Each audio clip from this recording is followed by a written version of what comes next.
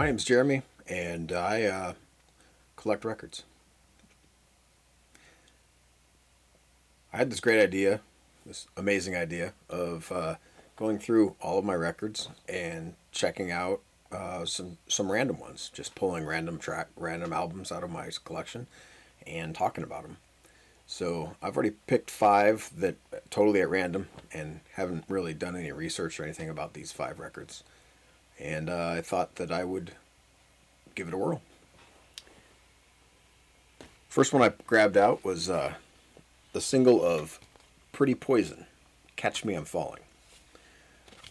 This album, or this track, was featured in the movie Hiding Out with Ducky as a undercover guy who goes into high school and goes from looking like, kind of like me with a beard and mustache, and I think if I recall, it's a pretty fake beard and mustache. And then he goes into high school undercover or witness protection or something, and then gets hip to the 1987 sort of look of lots of gel and I just recall I've only seen it the one time. This is all coming from my memory, and I do recall 1987, 88 is kind of a special year for me, or not a special year, but that time is the same. It's same for almost everyone. It's you're 14, 15, 13, 14, 15. You got a bunch of hormones going through you, and so a lot of the music and pop culture around around your age, that age, tends to sort of make an imprint on you. And it's in this era of that sort of time for me where it was, it just when I hear the songs, it takes me back to being a teenager and like just all the weird feelings that you had. For no one or anything in specific. It was just like, oh, the longing, and oh, I'm a kid, and oh, girls or boys or whatever it is that you're into. But yeah, this has 12-inch dub, dance, and radio mixes on it, and pretty much a one-hit wonder. And I recall it just being pretty, it was popular for a short amount of time. And the reason why I grabbed it is probably just random in a bin or something, and I when it's an 80s sort of dance track, I tend to just buy it, whether or not I'm going to use it or whatever. But so, Pretty Poison, Catch Me I'm Falling. And then next, let's see, let's take this one. This one, again, same general time period. This one is actually, I think this one may have been 1988. Nope, this one's 1987. And this Eurythmics album is 1986. And I think this is like their third, but I'm not 100% certain of that. The album is called Revenge, and it has the tracks that you would totally remember are Missionary Man and When Tomorrow Comes. I gave this a listen recently, when I first pulled it, and it's really solid. There's stuff when I was younger, it wouldn't have really appealed to me because, I like the Here Comes the Rain Again and that sort of, the upbeat synth pop and stuff like that was what I was into. And this one's more soulful, like, typical Annie Lennox, has an amazing soulful voice, and this has some of those. Those two tracks are phenomenal, Missionary Man and When Tomorrow Comes. And then I think I recall when I listened to it that the last track, I Remember You, is pretty phenomenal as well. So I'll have to give this another listen. What I'm going to do here so that I can put these tracks or these videos up is I'm going to do this without music, and then I'm going to figure out a way to put music in as well, so that or maybe have maybe have an MP3 where you just sort of listen to it if you want to hear tracks. Still figuring that out. First time, I might not even use this footage. We'll see. So, and then another one that I randomly pulled is so I have a pretty good collection of classical music that I just tend to buy it when it's coming out, or when I see it. I take a look at it. Usually I go for people that I or for composers that I'm familiar with, or maybe performers that I'm familiar with. But the good thing about classical music is classical records, classical vinyl, is they tend to be in really good condition, and they're not really popular, so people don't like. You can get them for cheap. So this Angel Records, these are I almost always buy these when I see them, just because they tend to be in great shape, and they're older. They tend to not even have the date on them, actually. I want to say they might be from the 60s, but this particular one is Mozart's Piano Concerto in C minor, K, number 491. And then Chopin, the Barcoli, Opus 60, by Walter Geisking and the Philharmonic Orchestra.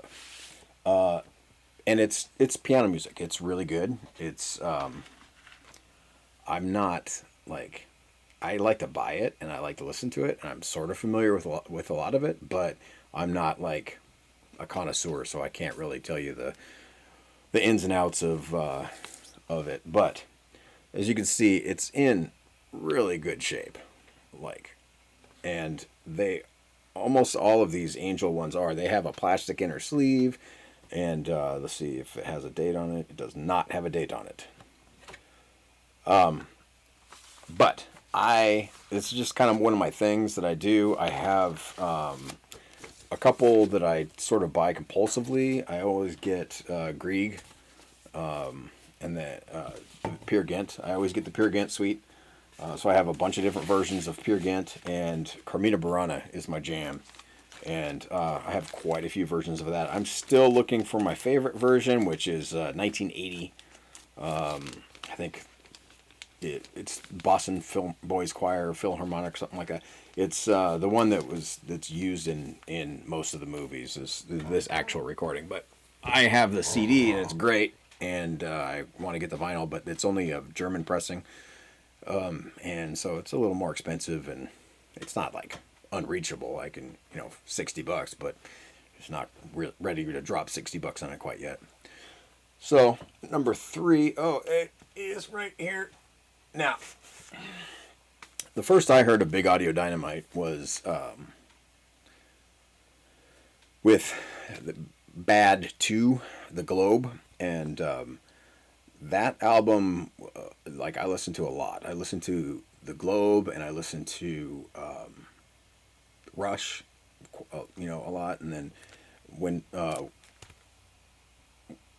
Tomorrow Comes, and it's just like there's some that's another one that sort of, it was a little out past my younger years, but I really it imprinted on me, and I listened to the tape a lot. But I grabbed this one randomly. Just a lot of stuff. It's just I'm digging, and I see something, and I'm like, oh, yep, I need that. So I hadn't really heard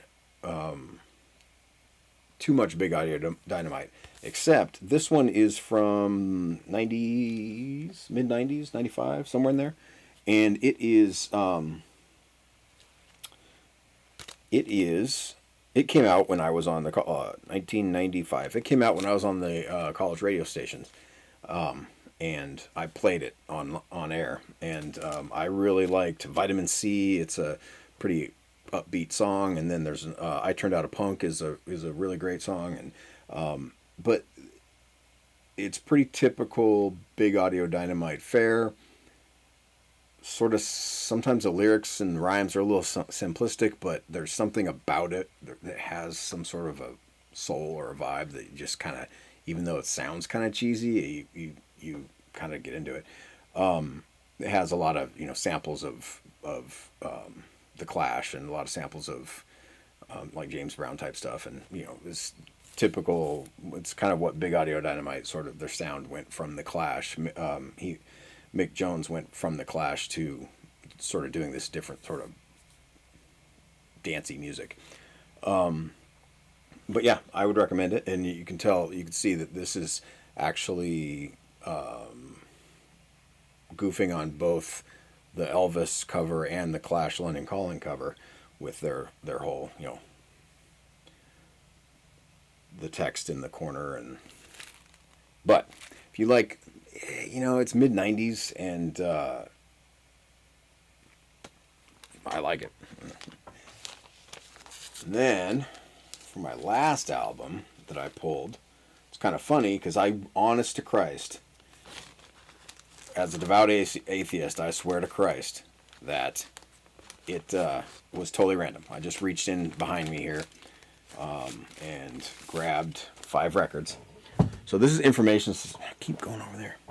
This is Information Society's debut album. This was one of my favorite albums of all time. I had the tape. I listened to the tape incessantly. I'm a big nerd. I'm wearing my disco shirt. This is Star Trek Discovery. This album just utilized the crap out of Star Trek, and there was tons of Star Trek samples and they cleared them all. And so it was a kind of a cool thing to the track that everyone knows, what's on your mind, Pure Energy, with Spock saying Pure Energy. And this came out in 1988, and this is a few years before I got into like techno and rave and stuff like that. But this was when I was still listening. I was listening to Erasure, and I really liked Erasure, and just like Con-Can, like just the synth pop. I've liked synth pop for a long ass time, and when this came out and I heard that song, I had to get the album, and the whole album I just really love. They're nerdy, and the 2 sides are called Hardware and Software. And they sample, like I said, that samples all kinds of Star Trek, and I always loved when I would be watching Star Trek and I'd hear one of the samples, I'd be like, "Ooh, that's where they got that." Like I think it's Over the Sea. Scotty says, "Let's go see," and that's from this. It's from, I think it's called A Wolf in the Fold, and Scotty's all excited to go see some women on a planet or something, and it's just nerdy things like that I just totally dig. And I have to be careful because it is starting to fall apart a little bit, but the liner notes are the same as the cassette was, and you can see here it's got the band, and the band has this whole history, and they're great. They're really big. What's weird is they're really big in South America, way bigger than they were here. They'd kind of be considered a one-hit wonder, even though to me I'm like, no, they had 3 solid albums when in the 90s. And then on this side it has partial notes, like they didn't put all the lyrics, but some of the stuff, like it says, a very special in talk thanks to Adam Nimoy, because he helped them clear all the Star Trek stuff. They thank Leonard Nimoy and William Shatner, DeForest Kelley, James Doohan. And as a big Star Trek nerd, like seeing that, I just was like, It also includes the second to last track on here is called "Running," and that actually came out before the album, and it was a kind of a underground club hit, especially in Minneapolis where they were from. And this whole album has it's a sort of Latin freestyle vibe, and I just always remember it's a great big disco world. It says right here, boom. So, anyway, those are my 5 albums. I hope you enjoyed listening to me yammer, and I'll figure this out and get it situated, and maybe I'll live stream them next time. I don't know. We'll see. Maybe I'll re-live stream this. If you like it, subscribe. I'll do more, especially if I start making money off this. And see you next time.